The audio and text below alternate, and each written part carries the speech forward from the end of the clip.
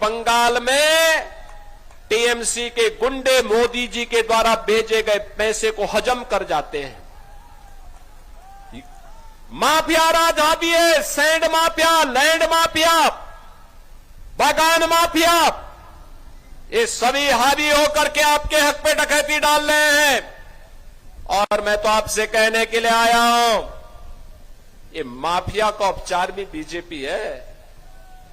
UP में bulldozer केवल सड़क नहीं बनाता है,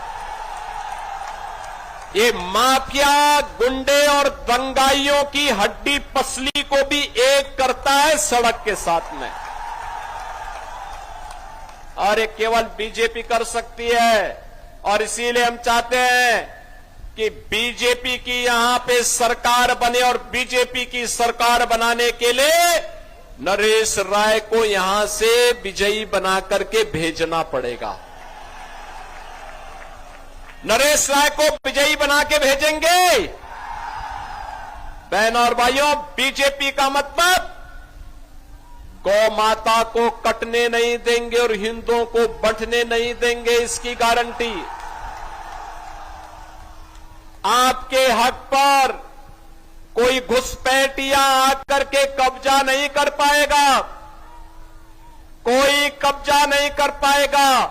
याद करिए, ममता दीदी को तो हिंदुओं से और जय श्री राम से चिढ़ जैसी हो गई है।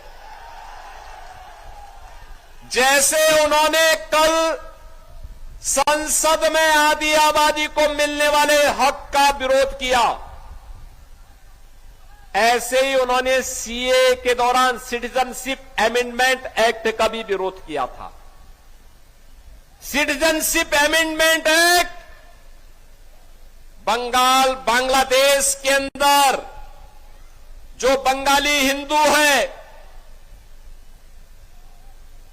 बौद्ध है, जैनी है, सिख है, अगर वहां प्रताड़ित होकर के भारत के अंदर कहीं रह रहा है तो उसको वहां पर मोदी जी ने प्रावधान किया है कि वहां की नागरिकता भी देंगे और उसको जमीन का लैंड भी देंगे।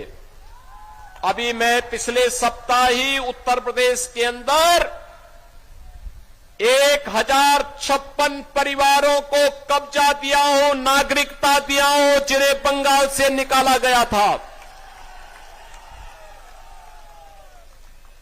सीए के का विरोध टीएमसी, कांग्रेस, कम्युनिस्टों के द्वारा किया गया, लेकिन हिंदू कहीं भी होगा दुनिया के अंदर, हमारी सरकार डबल इंजन की सरकार उसके साथ मजबूती के साथ खड़ी रहेगी, उसकी सुरक्षा करेगी।